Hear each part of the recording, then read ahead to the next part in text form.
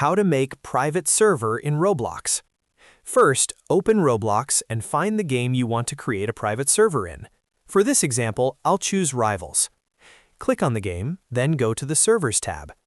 Now scroll down, and if the game supports it, you'll see an option called Create Private Server. Keep in mind, not all games have this feature, and the price can vary depending on the game. Go ahead and click Create Private Server. Next, enter a name for your server, anything you like, and then click Buy Now to purchase it. Once done, refresh the page. You'll see your private server listed there.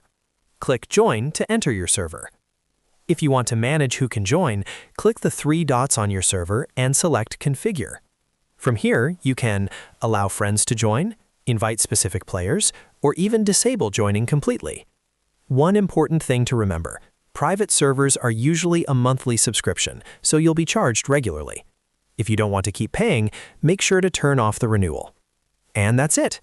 If you found this video helpful, don't forget to like the video, subscribe, and press the bell icon for more quick tech tutorials. Thanks for watching.